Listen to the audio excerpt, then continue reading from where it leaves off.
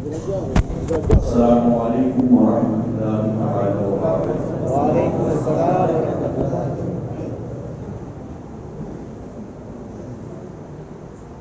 ورحمۃ اللہ۔ الحمد للہ حمدا کافیا جمیلا جزیلا، والصلاة والسلام على سيدنا ومولانا محمد لرفع درجاتنا وسيلة، وعلى آله وأصحابه أجمعين، أما بعد، فأعوذ بالله من الشيطان الرجيم، بسم الله الرحمن الرحيم۔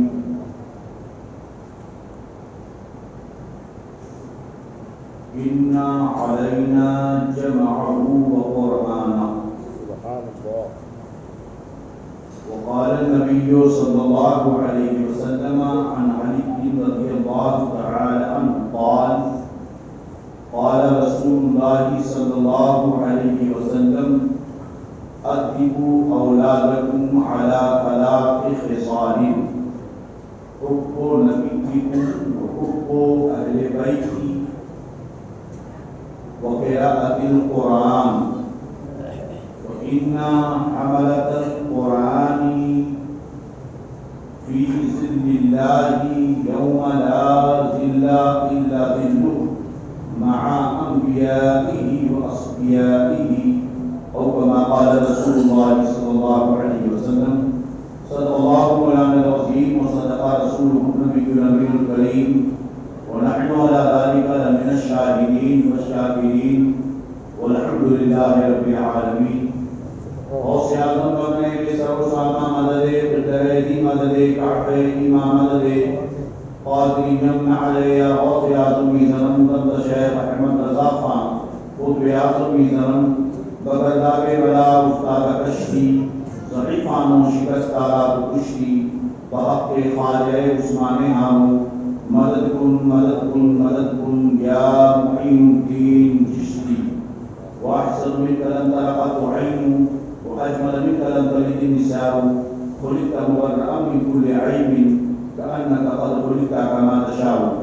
ہزار بار خوش یمتہن زمشکو گلاب ولہوز نامی توفتن کمال بیرفیس۔ محبان محترم، رفیقان گرامی، تمام اہتمام اور کمال محبت کے ساتھ اپنی اور ساری کائنات کی مرکز عقیدت دونوں عالم کے آقا و مولا ارواحنا فدا حضرت محمد مصطفیٰ صلی اللہ علیہ وسلم کی بارگاہ اقدس میں درود پاک پڑھنے اللہم صلی علی سیدنا و مولانا محمد طب القلوب و دوائها وعافی الابدان و شفائها ونور الابصار و ضیائها وعلى آلہ وصحبہ وبارک وسلم۔ صلاۃ و سلام علیک یا رسول اللہ صلی اللہ علیہ وسلم۔ درس قرآن اگر ہم نے بلایا ہوتا، درس قرآن اگر ہم نے بلایا ہوتا، یہ زمانہ نہ زمانے نے دکھایا ہوتا، اور وہ معزز تھے زمانے میں مسلمان ہو کر، ہم یہاں خوار ہوئے تارک قرآن ہو کر۔ وہ معزز تھے زمانے میں مسلمان ہو کر، ہم یہاں خوار ہوئے تارک قرآن ہو کر۔ اور یاد رکھیں کہ شاعر کہتا ہے کہ ہے قول محمد قول خدا، فرمان نہ بدلا جائے گا، بدلے گا زمانہ لاکھ مگر قرآن نہ بدلا جائے گا۔ ڈرو خدا سے، ڈرو خدا سے ہوش کرو، کچھ مکر و ریا سے کام نہ لو۔ ڈرو خدا سے ہوش کرو، کچھ مکر و ریا سے کام نہ لو۔ یا اسلام پہ چلنا سیکھو، یا اسلام کا نام نہ لو۔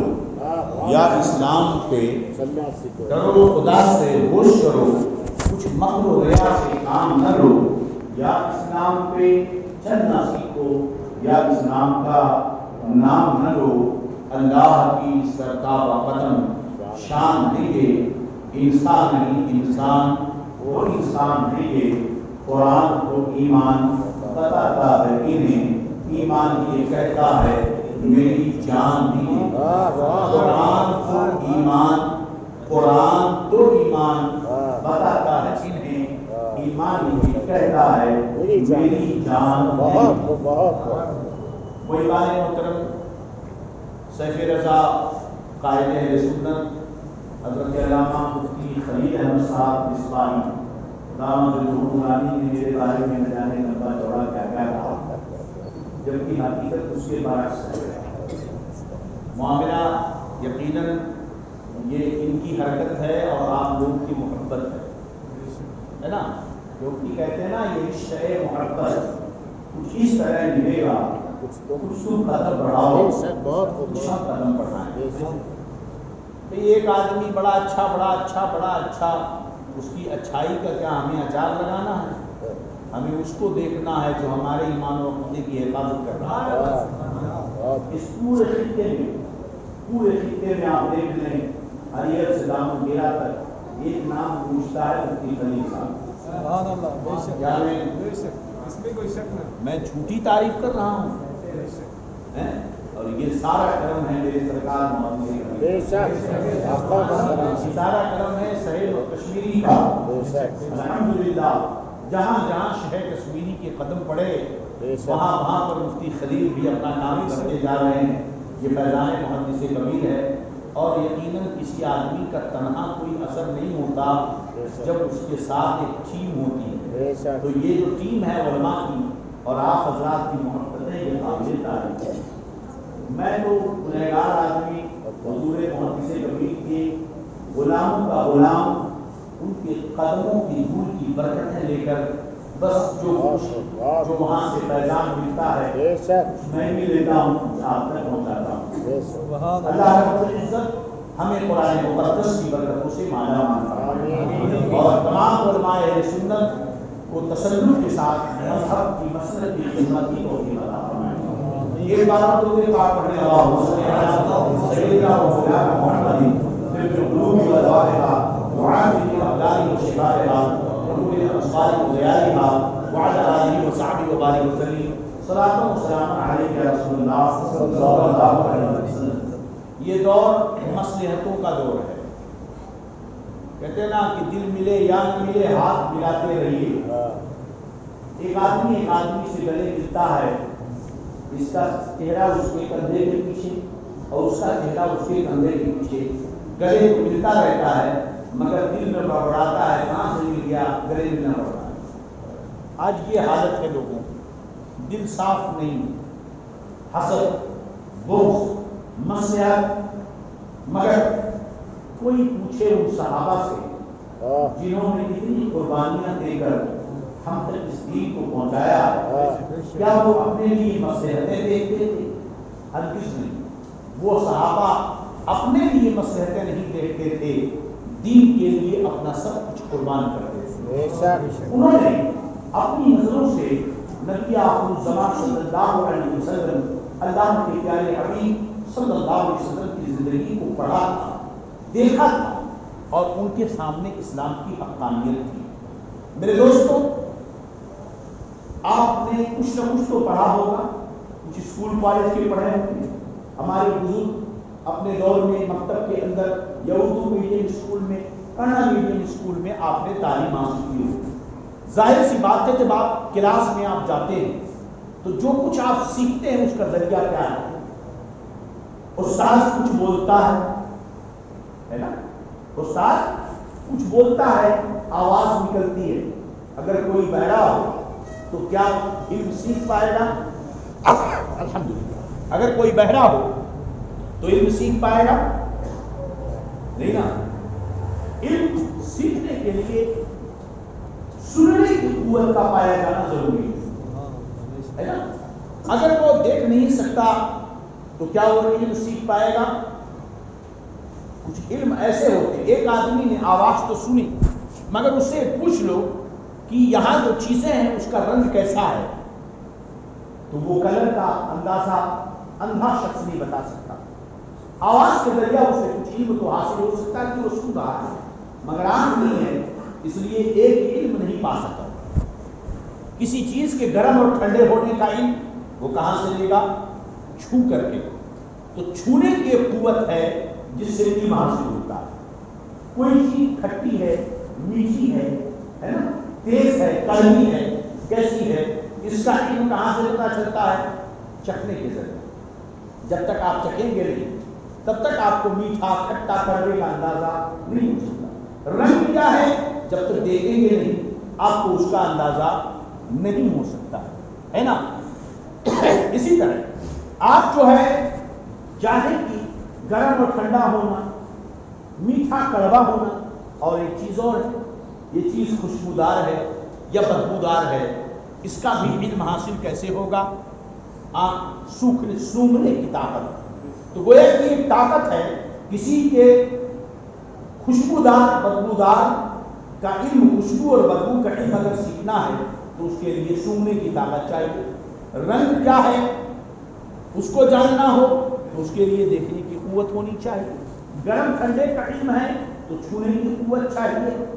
سن کر کچھ جاننا ہے آواز سے ذریعہ تو اس کے لیے سننے کی قوت چاہیے۔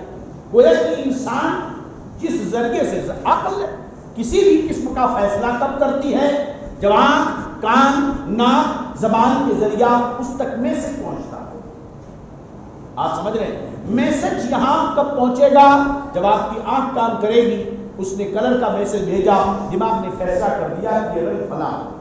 ناک نے سونگھنے کی قوت نے میسج بھیجا دماغ کو یہ خوشبو ہے یا بدبو ہے۔ چکھنے کی قوت نے میسج بھیجا یہ کھٹا ہے یا میٹھا ہے، کڑوا ہے۔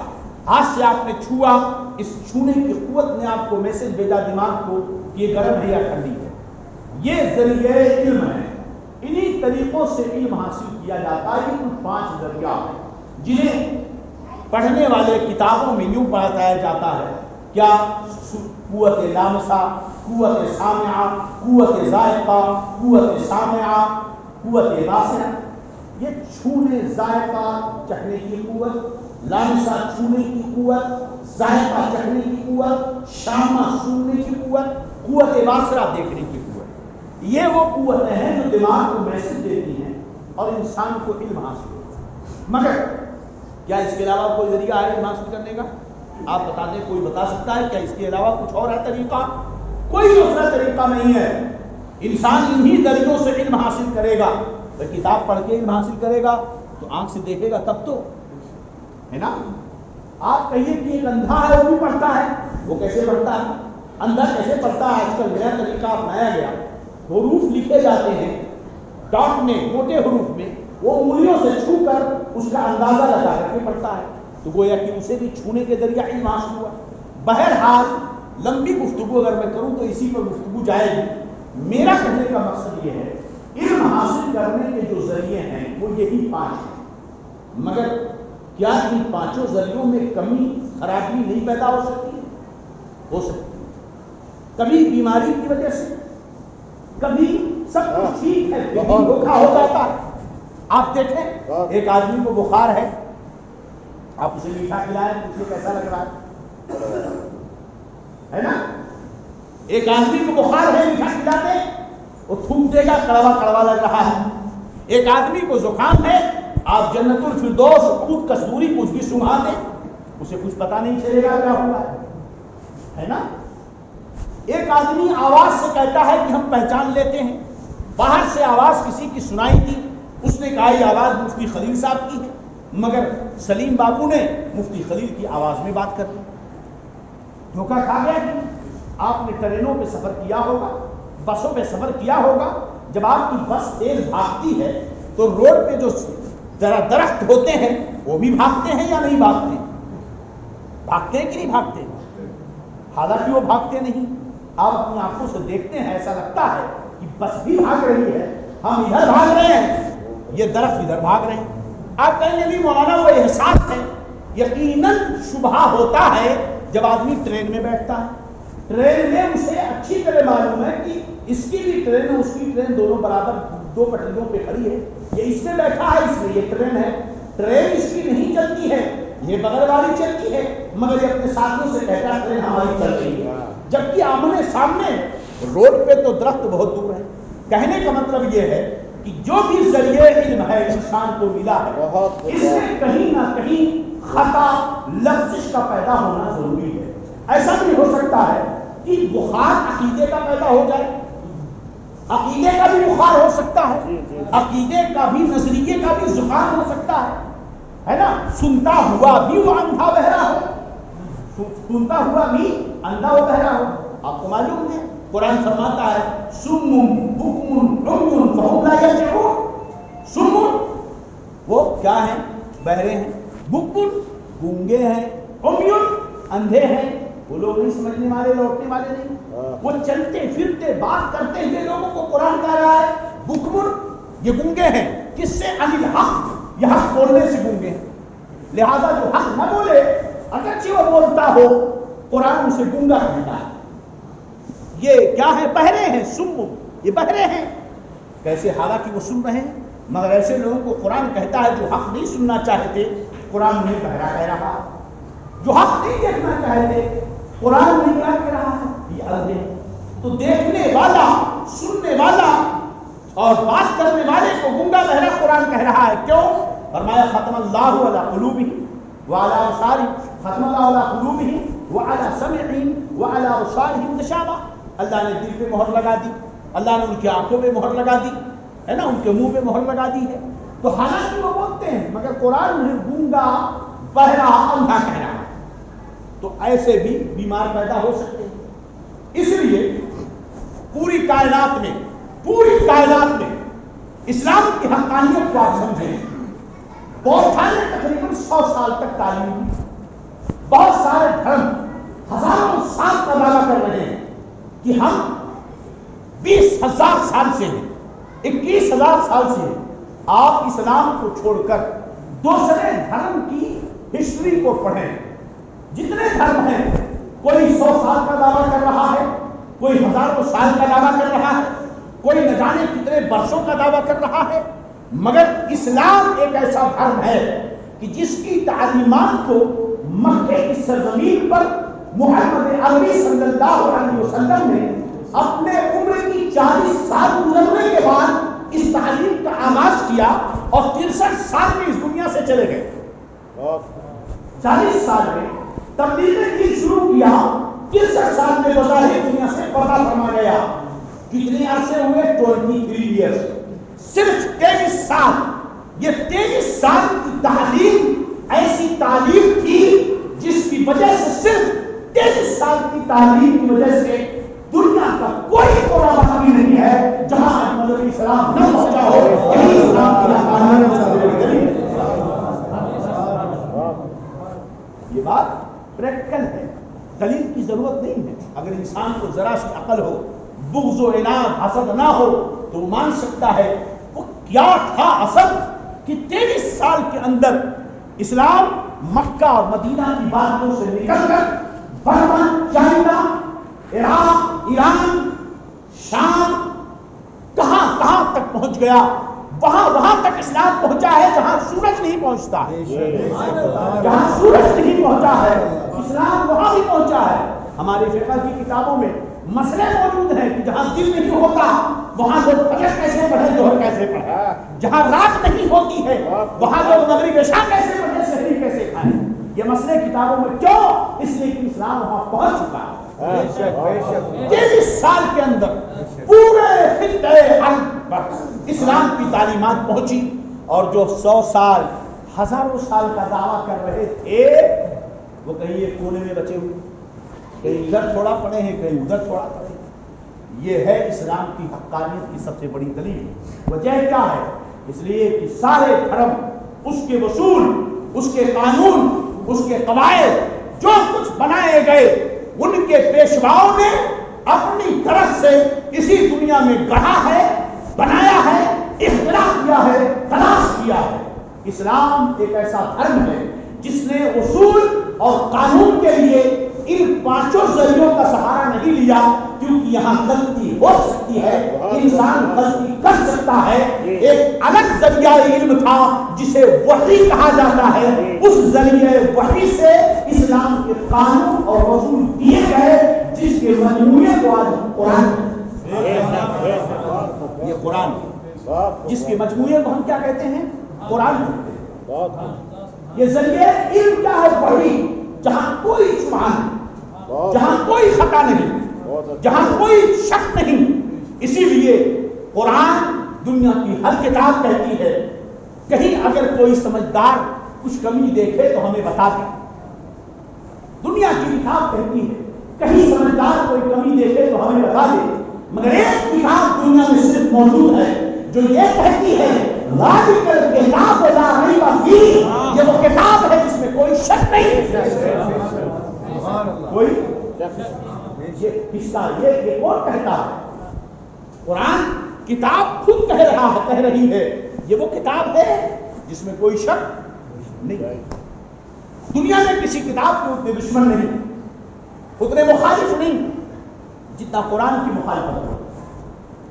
دنیا میں کسی کتاب پر اتنا تحقیق، اتنے ریسرچ نہیں ہوئے جتنا قرآن کے ہوئے.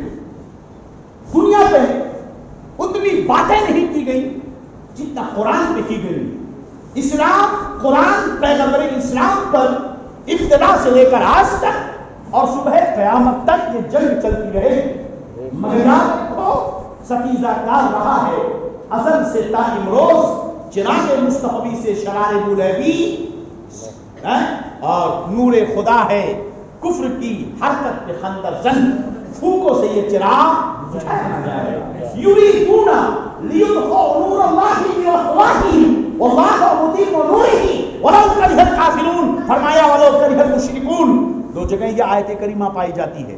اللہ رب العزت فرماتا ہے یہ چاہتے ہیں کافر یریدون لیطفئوا نور اللہ بافواہہم، یہ چاہتے ہیں کہ اللہ کے نور کو اپنے منہ کے پھوک سے بجھا دے. واللہ متم نورہ، اور اللہ اپنے نور کو مکمل کرے گا چاہے یہ کافر مشرک خوش ہو چاہے ناراض ہو. میرے رضا نے اسی لیے تو کہا غیظ بے سرنائے بے دینوں کے دل یا رسول اللہ کی کثرت کی. نعرہ تکبیر، نعرہ رسالت، خلیفہ حضور محدث کبیر، جلسہ عظمت قرآن. تو یہ وہ تنہا کتاب ہے. ہمیشہ اعتراض ہوتا رہا الگ الگ انداز میں. کسی نے کہا یہ کتاب جو پڑھ رہے ہیں محمد یہ تو مجنون ہے. یا ایھا الذی نزل علیک الذکر انک لمجنون، اے وہ ذات محمد جس پر قرآن اتر رہا ہے تو مجنون ہے. معاذ اللہ، انہیں مجنون بھی کہا، انہوں نے دیوانہ بھی کہا، انہوں نے پاگل بھی کہا. حسد کا کوئی علاج نہیں ہے. حسد کا کوئی علاج نہیں. شیخ سعدی رحمۃ اللہ علیہ فرماتے بمیر تعبیر ہی ہے حصول انگیز کہ از مشقت او جز بمرد نہ تمامس. حاصل مر جا کیونکہ حسد کی مشقت کا ایک ہی علاج ہے مر جانا، اور کوئی دوسرا علاج نہیں. وہی لوگ جو میرے نبی کو کہتے تھے آپ امین ہیں، آپ صادق الوعد ہیں، آپ اعلیٰ اخلاق والے ہیں، لوگ اپنے بچوں سے کہتے تھے کہ محمد کو دیکھو جیسے محمد بات کرتے ہیں ویسے باتیں کیا، محمد کو دیکھو جیسے وہ چلتے ہیں ویسے چلو، وہ حیا سے جھکی ہے نظریں، وہ جیسے چلتے ہیں چلا کرو، محمد جیسے کھاتے ہیں ویسے کھاؤ، جیسے کپڑے پہنتے ہیں ویسے پکڑو، ان کے جو اخلاق ہے تم اپناؤ. میرے نبی جب جو ہے کوہ صفا پہ کھڑے ہوئے ہے نا، فاران کی چوٹی پر کھڑے ہو کر جب میرے نبی نے اعلان کیا لوگ جمع ہو گئے، نبی کی پکار سب جمع ہو گئے. ابھی آپ نے نبوت کا اعلان نہیں کیا تھا، سب جمع ہو گئے. میرے نبی نے کہا سب جمع ہو گئے؟ ہاں ہم سب حاضر ہیں. کہو کس لیے بلائے ہو پیارے محمد؟ اللہ اکبر. میرے نبی نے کہا یہ بتاؤ اگر میں تم سے کہوں کہ میں اس پہاڑ کے پیچھے بہت بڑی فوج ہے جو تم پر حملہ کرنے والی ہے، مان لو گے؟ سب نے کہا ہاں بالکل مانیں گے. کیوں؟ تم کبھی جھوٹ نہیں بولتے، تم کبھی جھوٹ نہیں بولتے. محمد کی نکا انت الصادق الوعد الامین. محمد تم تو صادق صادق ہو، وعد سچے وعدے کرتے ہو، تم تو امین ہو. آج تک ہم نے نہیں دیکھا 40 سال کی عمر میں تم نے کبھی جھوٹ بولا. تو تم کہو گے فوج ہے تو ہم مان لیں گے. میرے نبی نے کہا پکا؟ بولے ہاں. فرمایا اے لوگوں یا ایھا الناس قولوا لا الہ الا اللہ تفلحوا وانی رسول اللہ. لا الہ الا اللہ کہہ لو کامیاب ہو جاؤ گے، میں اللہ کا رسول ہوں. جیسے ان کے عقیدے پہ ضرب لگی بھڑک گئے. اب یہ کہتے ہیں جھوٹے، یہ تو مجنون، یہ تو دیوانی. آپ سمجھ گئے؟ آپ یہ نظریے چینج ہوتے ہیں فوراً. جو قوم ابھی کہہ رہی کہ آپ سچے ہیں وہ اب فوراً کہہ رہی آپ جھوٹے ہیں. سمجھ گئے؟ یہ اسلام سے مخالفت مخاصمت ہمیشہ رہے گی، مگر یہ قیامت تک ہوتی رہے گی۔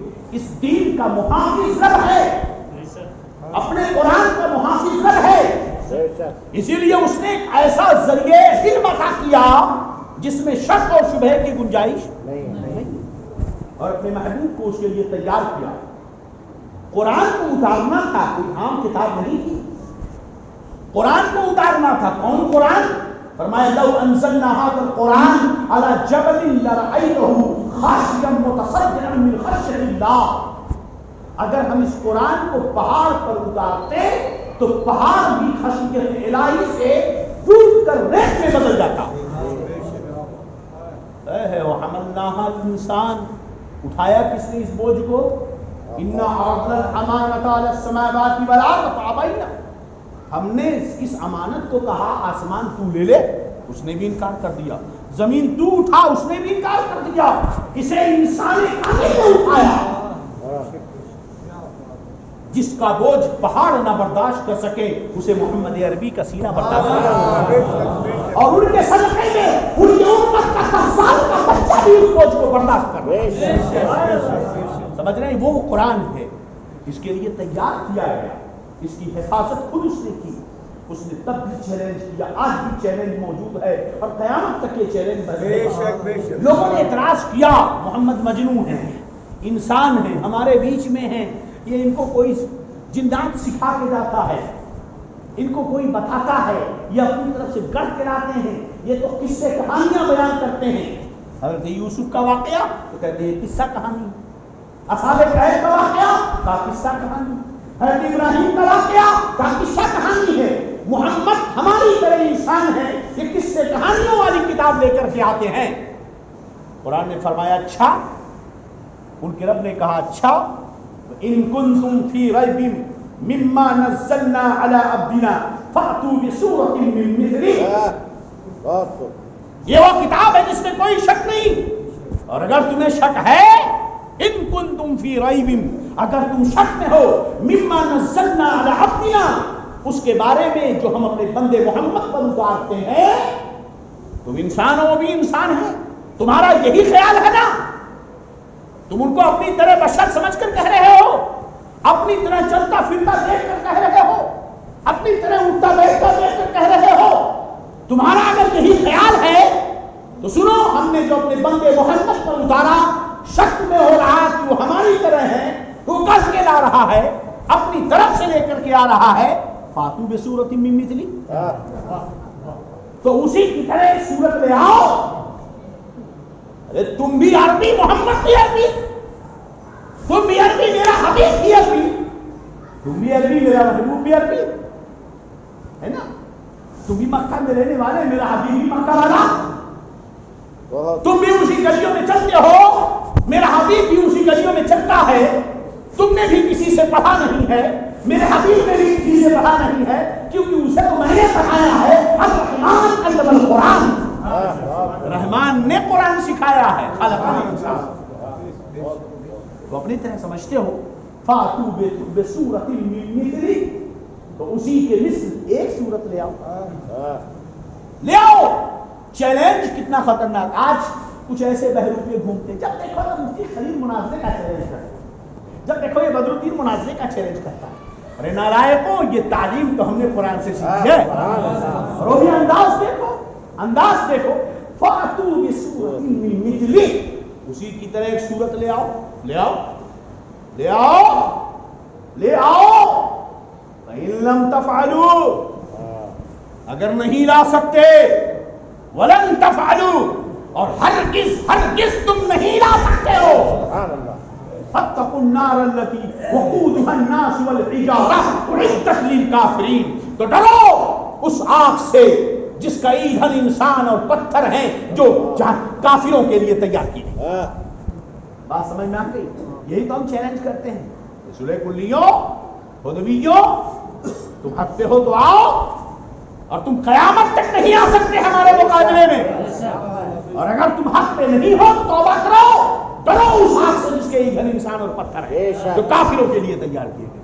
یہی انداز چیلنج تو قرآن کا ہے، یہ وہ کتاب جس میں کوئی شک نہیں ہے، اے نوجوانوں سمجھو قرآن کہہ رہا پہلا آپ سورہ بقرہ کھولو گے سورہ فاتحہ پڑھ کر پڑھو گے الف لام میم پہلی ہے کیا پڑھا الف لام میم انداز بلاغت تو دیکھو قرآن کا ابھی کتاب کھولی ہے پہلے سن مجھے پڑھنے والے پڑھنا ہے تو اس یقین کے ساتھ پڑھ یہ کتاب منزل ہے خدا کی یہ ہم شک نہیں آگے پڑھتے جانا یقین کرتے جانا ذالک الکتاب الف لام میم ذالک الکتاب لا ریب اس میں کوئی شک نہیں آگے چلتے گئے فرمایا ان کنتم فی ریب مما نزلنا علی عبدنا فاتوا بسورۃ من مثلہ وادعوا شہداءکم بلاؤ قرآن کا چیلنج تو دیکھو فاتوا بسورۃ من مثلہ محمد کو اپنی طرح سمجھتے ہو ایک صورت لے آؤ اکیلے نہیں لا سکتے بابا دادا کو بلا لو خاندان والوں کو بلا لو پورے شہر والوں کو بلا لو وَادْعُوا شُهَدَاءَكُمْ تمہارے جتنے مددگار ہیں سب کو بلا لو ایک اللہ کو چھوڑ کے کیونکہ اللہ تو حبیب کے ساتھ ہے ایک اللہ کو چھوڑ کے وَادْعُوا شُهَدَاءَكُمْ مِن دُونِ اللَّهِ اپنے سارے مددگاروں کو بلا لو اللہ کو چھوڑ کر بلا لو ان کو تم صادقین اگر تم سچے ہو اگر تم نہیں تو ڈرو ہرگز نہیں لا سکتے اگر تم نہیں لا سکتے ہرگز نہیں لا سکتے ہو تو ڈرو اس آگ سے جس کا ایندھن انسان اور پتھر ہے جو کافروں کے لیے تیار کی گئی یہ قرآن کا چیلنج آج تک باقی ہے اور یہ قیامت تک باقی رہے گا وسیم جیسے کمینے اور ایسے ہزاروں کمینے پیدا ہوتے رہتے ہیں ایک مرتا ہے دوسرا آتا ہے یہ شیطان اور حق کی جنگ ہمیشہ ہے اور وہ اس وقت تک چلے گی بات ماری کی نہیں ایسے ہزاروں کھڑے ہوں تو یاد رکھو قرآن کو بدل نہیں سکتے قرآن کو کوئی بدل نہیں سکتا اس لیے کہ قرآن ہم میں سے کس کا پاور رب سے بڑھ کر کے ہے کسی کا پاور اللہ سے بڑھ کر فرماتا انا نحن نزلنا الذکر وانا له لحافظون انا بے شک ہم نے ہم نے ہی یقیناً ہم نے اتارا اگر ایک لفظ کا ترجمہ کرے تو یہ ہوگا بے شک ہم نے یقیناً ہم نے اتارا ہے انا نحن نزلنا الذکر جمع متکلم کا کی ضمیر اور صیغے انا نحن نزلنا الذکر انداز کلام تو دیکھو بے شک یقیناً ہم نے یقیناً ہم نے اتارا ہے یہ ہوا کس کو قرآن کو وَإِنَّا لَهُ لَحَافِظُونَ اور ہم ہی یقیناً ضرور اس کی حفاظت کرنے والے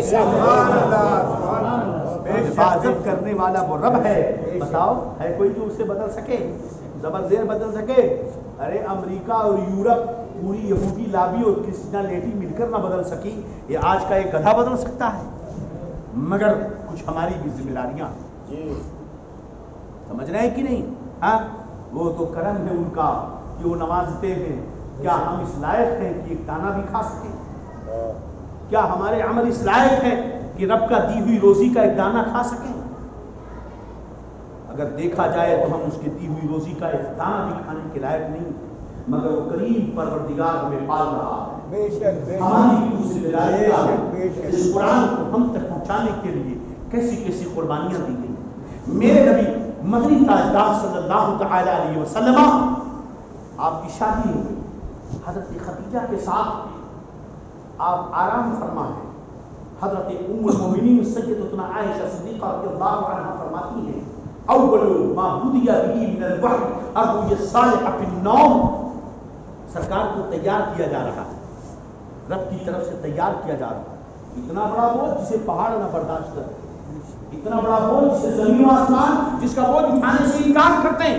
وہ قلب مصطفیٰ کو اترنے والا تھا تیار کیا جا رہا ہے کہ اچانک فرشتہ آ گیا تو کیا ہوگا حبیب سو حضرت ام المؤمنین سیدتنا عائشہ صدیقہ بخاری شریف کی پہلی حدیث ہے ارشاد فرماتے ہیں اول ما بدی به من الوحی ابو الصالح فی النوم جو وہی فرشتے کی آ رہی تھی، سب سے پہلے اچھے خواب نیند میں آتے تھے۔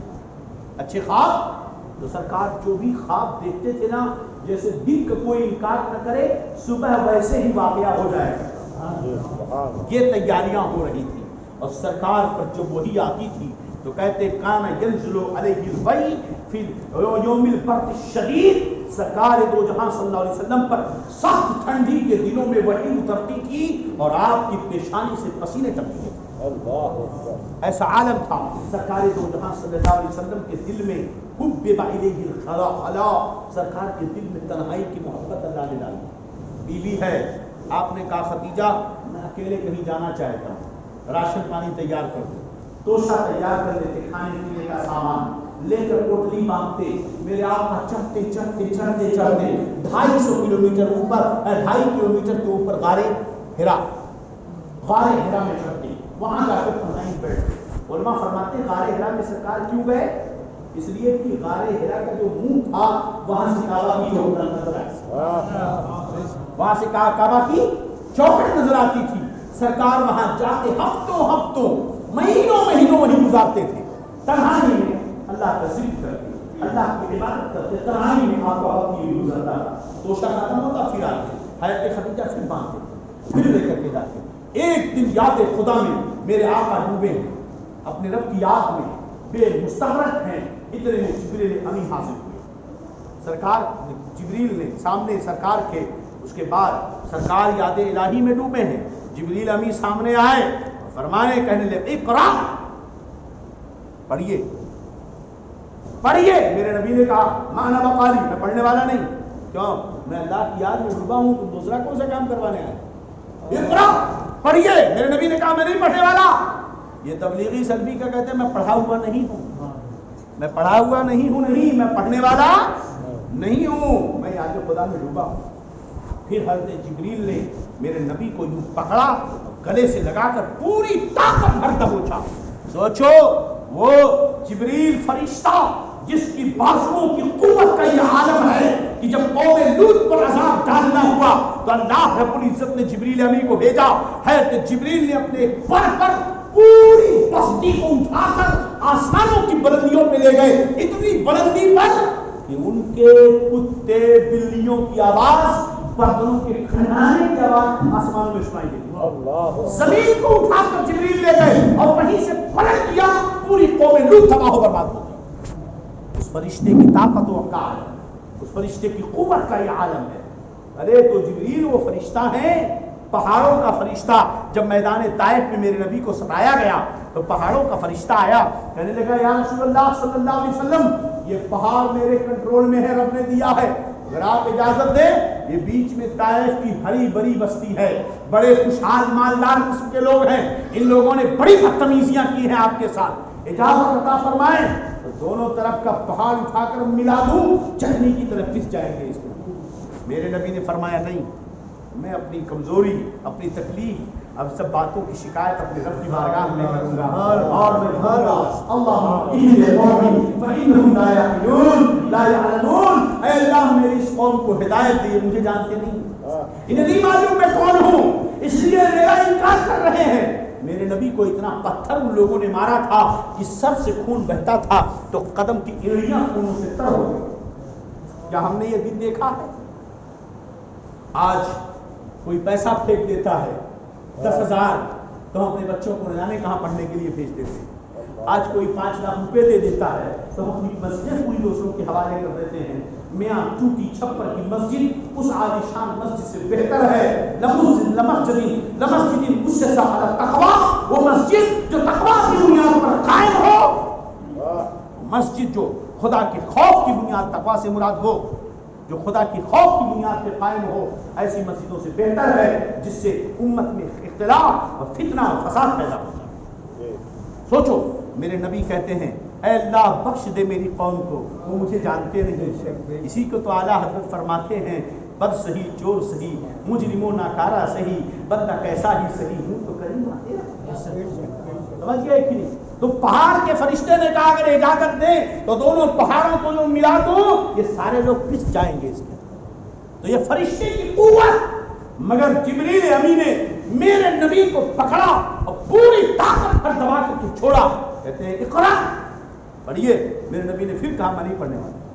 اوہو یہ ہے قلب مصطفیٰ کی قوت. کہا پڑھیے. کہا نہیں پڑھنے والا. دوبارہ پھر پکڑ کے دبایا, پھر چھوڑا. کہا پڑھیے. کہا نہیں پڑھنے والا. تیسری بار پکڑ کے دبایا. کہا پڑھیے. تو پھر اس بار خالی پڑھیے نہیں کہا, اقرا بسم ربک الذی خلق خلق الانسان من علق. اے محمد پڑھیے اپنے اس رب کے نام سے جس نے پیدا کیا. ارے اس رب کے نام پر جس نے مجھے پیدا کیا اس کے نام پر پڑھانا چاہتے ہو؟ میں تو اسی کی یاد میں ڈوبا تھا. لو پڑھتا ہوں. سبحان اللہ. اقرا بسم ربک الذی خلق خلق الانسان من علق. اپنے اس رب کے نام سے پڑھیے جس نے مخلوق کو پیدا کیا ہے, انسان کو گوشت کے ٹکڑے سے پیدا کیا. پڑھیے اپنے اس رب کے نام سے جو بڑا عزت والا ہے. سمجھئے. اب میرے نبی نے پڑھنا شروع کیا. اب دیکھیے قرآن کے نزول کا عالم کیا تھا. قرآن مقدس نازل ہوتا تھا. جبریل آج یہ کمینہ کہتا ہے کہ قرآن کا بھروسہ ہی نہیں. 26 آیتوں کی بات, پہلے تو 26 آیتوں کی بات کرتا ہے, پھر اس کے بعد کہتے ہیں قرآن کا بھروسہ نہیں. اتنا بڑا جاہل ہے, اسے یہ بھی نہیں معلوم کہ سورت کسے کہتے ہیں, سورہ کسے کہتے ہیں, آیت کسے کہتے ہیں. وہ آیت کو سورت بولتا ہے اور آیت سورت کو آیت بولتا ہے. ورسز اور آیت میں وہ فرق ہی نہیں کر پاتا. اس نے یہاں تک کی جو کورٹ میں فائل سبمٹ کی ہے اس میں بھی اس نے آیت کو سورہ لکھا ہے, سورت کو آیت لکھا. اصل میں آدمی کو پاگل ہو جاتا ہے تو اس طرح کی حرکتیں کرتا ہے, اور پاگلوں کا کوئی علاج پاگل خانے کے علاوہ نہیں ہوتا. ہمیں اس سے نہیں, ہمیں اپنے بارے میں سوچنا چاہیے. آج قوم کو ضرورت ہے اس چیز کی کہ وہ سمجھے کہ قرآن کی اتنی مشکلوں سے ہم تک آئے. کیا آج آپ کا یہ شہر ہے آنگن, یقیناً عشق و محبت کا شہر ہے, متسلط سنی رضویوں کا شہر ہے. مثال اس کی پیش کی جاتی ہے. اللہ تعالیٰ اسے سلامت رکھے. شہر مقبول کشمیری کی کہ فیضان کو ہمیشہ جاری و ساری رکھے. جکار محدث کبیر کا فیضان, تاج شریعہ کا نام ہمیشہ جاری و ساری. اعلیٰ حضرت کے فیضان سے ہمیشہ یہاں شان کامی رکھے اور سنیت کی بہار ہمیشہ قائم رکھے. یہ مانا جاتا ہے, سمجھا جاتا ہے. مگر بتائیں کہ آپ کے شہر میں کتنے بچے حافظ قرآن. سوچو قرآن مقدس کو مصطفیٰ تک پہنچنے کے لیے کتنی تکلیفیں تھیں. جب نزول وحی قرآن ہوتا تھا, جب قرآن نازل ہوتا, اس کی وزن کا یہ عالم ہوتا تھا کہ اگر میرے نبی اونٹنی پہ بیٹھے ہوتے اور وحی اترتی تو اونٹنی بیٹھ جاتی تھی, بوجھ برداشت نہیں. حضرت زید فرماتے ہیں کہ ایک مرتبہ نبی کریم میرے ران پہ سر رکھ کے آرام کر رہے تھے, وہی اترنے لگی, اتنا درد محسوس ہوا, ایسا لگ رہا تھا کہ میری ران ٹکڑے ٹکڑے ہو جائے. اس قدر وحی کی شدت ہوتی. جب پہلی آیت جبریل امی لے کر کے آئے, اقرا بسم ربک الذی خلق, میرے نبی کے پورے جسم سے پسینے پسینے, گھبراہٹ جیسا ماحول تھا, دل دھڑک رہا تھا تیزی سے. آئے جلدی جلدی حضرت خدیجہ رضی اللہ عنہا کے پاس, کہتے زملونی زملونی زملونی فإنی خشیت علی نفسی. خدیجہ چادر چڑھاؤ, چادر اڑاؤ, چادر اڑاؤ, مجھے تو اپنی جان کے جانے کا ڈر لگ رہا. کہتے خدیجہ نے چادر اڑایا اور فرماتی ہیں کہ پورا جسم پسینے سے شرابور تھا, ڈوبے ہوئے تھے. کہتے تھے مجھے اپنی جان کا خوف لگ رہا ہے. معاملہ کیا ہے؟ حضرت خدیجہ نے وہاں ایک بات کہی تھی, واللہ لا یخزیک اللہ ابدا. یا رسول اللہ, اے میرے سرتاج, آپ ایسی باتیں مت کہیں, اللہ آپ کو کبھی ذلیل نہ کرے گا, اللہ آپ کو کبھی رسوا نہ کرے گا. بیوی وہ ہوتی ہے جو گھبراہٹ, مشکلوں, پریشانیوں میں اپنے شوہر کو تسلیاں دیتی ہے. خدیجہ جیسی ہونی چاہیے ہماری بیٹیاں, خدیجہ جیسی ہونی چاہیے ہماری بہنیں. کہتی ہیں آپ گھبرائیں مت, اللہ آپ کو کبھی رسوا نہ کرے گا. کیوں؟ یا رسول اللہ, آپ کی شان یہ ہے انکا تحمل الکلہ, آپ مجبور لوگوں کو کما کر دیتے ہو. سبحان اللہ. وتعین علی نوائب الحق, مشکل جب وہ گھڑی آتی ہے حق پر تو آپ کٹ کر کھڑے ہو جاتے ہیں. وتقسم المعدوم, مجبوروں کو کما کما کے کھلاتے ہو آپ. یا رسول اللہ, آپ بیواؤں اور یتیموں کے سہارا ہو, آپ کو اللہ کبھی رسوا نہ کرے گا. میرے نبی اٹھ کر بیٹھے, پھر جب ساری داستان سنائی تو حضرت خدیجہ فرماتی ہیں چلو ورقہ بن نوفل ایک صاحب ہیں, ان سے پوچھتے ہیں. لے کر گئی ان کے پاس، بڑی لمبی تفصیل ہے، لے کر گئی، کہتے ورقہ نے یہ ساری باتیں سنی تو کہتے ہیں ھذا الناموس الذی نزل علی موسیٰ، یہ تو وہی فرشتہ ہے جو موسیٰ پہ اترا تھا. واللہ لو کنت حیا لو کنت جزعا، اللہ کی قسم اگر میں اس وقت زندہ رہوں، کاش میں اس وقت مضبوط رہوں، لانصرنک نصرا عزیزا، میں تیری بڑی مضبوط مدد کروں گا تیرے ساتھ ہو کر محمد، اذ یخرجک قومک، جب تیری قوم تجھے تیرے گاؤں سے نکالے گی. سوچو، ورقہ نے کہا کہ ایک دن تیری قوم تجھے تیرے شہر سے نکالے گی، جب تیری قوم تجھے تیرے شہر سے نکالے گی میں تیری مدد کروں گا. میرے آقا فرماتے ہیں اب مخرجکہم، کیا وہ لوگ مجھے نکالیں گے؟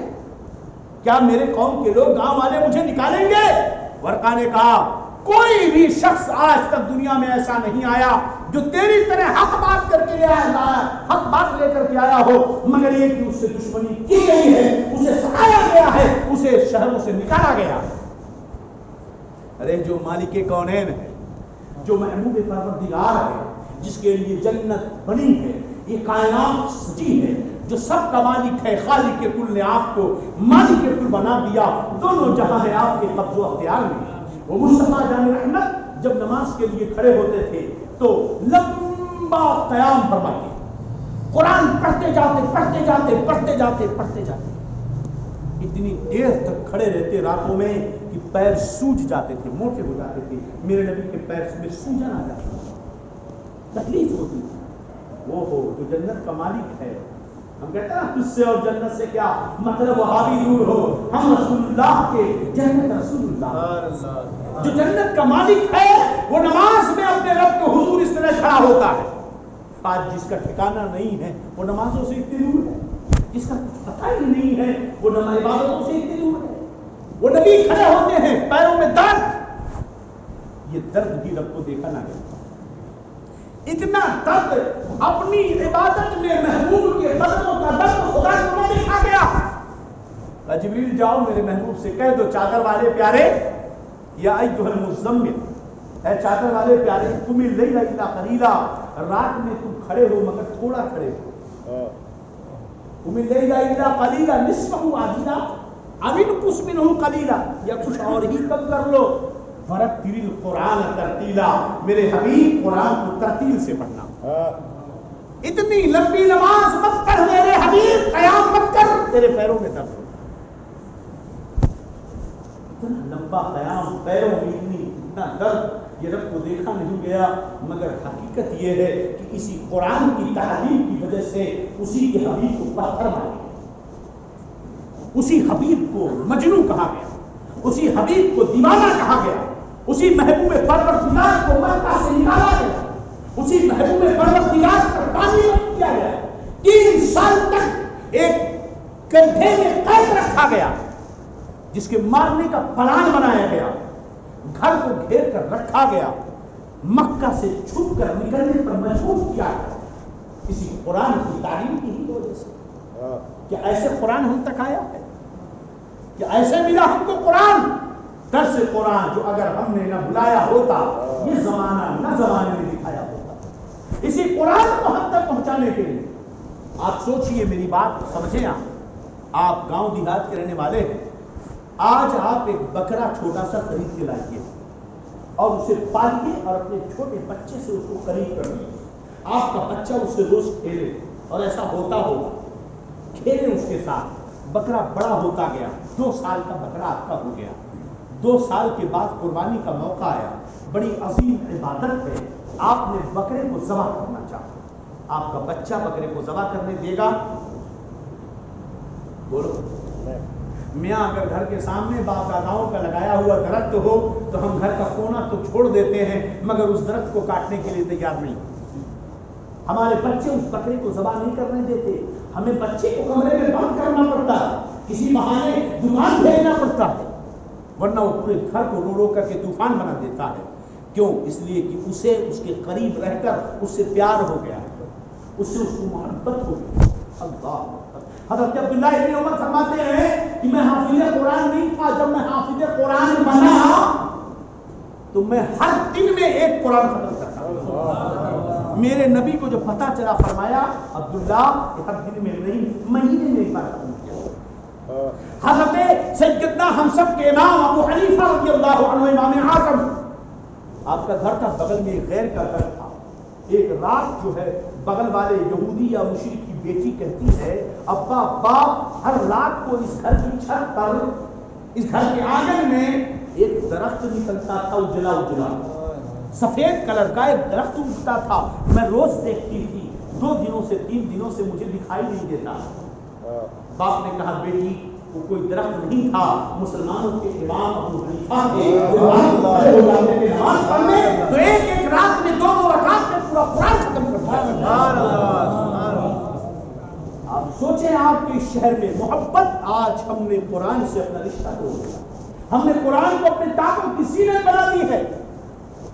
قرآن پر کوئی دہشت گردی کی بات ہمیں فرق نہیں پڑتا.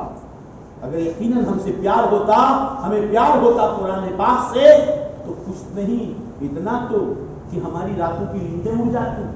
مگر ہم نے فیس بک پہ دیکھا یوٹیوب پر دیکھا چینلوں پہ پڑھا پیپروں میں دیکھا سب کچھ کیا ہے مگر ہماری نیند بڑی شان کی آ رہی ہے. اگر قرآن سے محبت ہوتی تو ہماری نیندیں اڑ گئی ہوتی. ہمارے اسکول کالج کے پڑھنے والے بچے بھاگ کر کے آتے ہماری قوم بھاگ کر کے آتی. مولانا ایسا معاملہ ہو چکا ہے مفتی خلیل صاحب ہمارے بچوں کو ذرا سمجھائیے اس میٹر کو لے کر اس پر کچھ تو کیا جائے کیونکہ آج ہمارے قرآن کے خلاف یہ باتیں کی گئی. مگر چونکہ ہمارا رشتہ ٹوٹ چکا ہے اس لیے محبت کی جوڑ کمزور ہو چکی. وہ دیکھو آج آپ کے شہر ہنگل میں بات تو شہر ہنگل میں کر رہا ہوں اس لیے یہاں کا نام لے رہا ہوں. یہ سارے شہروں کا حال ہے. کتنے حافظ قرآن ہیں اس پورے شہر کے اندر کتنے حافظ قرآن. حضرت سیدنا ابو بکر صدیق کی جب خلافت کا دور آیا مسیلمہ کذاب نے جو جھوٹی نبوت کا دعویٰ کر رہا تھا اس کی طاقت بڑھی. حضرت ابو بکر صدیق نے خالد ابن ولید کی سرکردگی میں کئی لاکھوں صحابہ کو لاکھ کے قریب صحابہ کرام میں 50,000 رہے ہوں گے ایک بڑا لشکر حضرت ابو بکر صدیق نے مسیلمہ سے جنگ کرنے کے لیے بھیجا. یہ مسیلمہ کون تھا جس نے کہا کہ میں نبی ہوں. اس نے نبوت کا دعویٰ کیا. اسلام کا عقیدہ ہے ضروریات دین سے ہے کہ ہمارے نبی آخری نبی ہیں. ان کے بعد جو نبوت کا دعویٰ کرے گا وہ کافر و مرتد ہے. جو کسی کو نبی مانے گا وہ کافر و مرتد ہے. ما کان محمد ابا احد من رجالکم ولکن رسول اللہ و خاتم النبیین. محمد خاتم النبیین ہیں. لہذا یہ ضروریات دین سے ہے.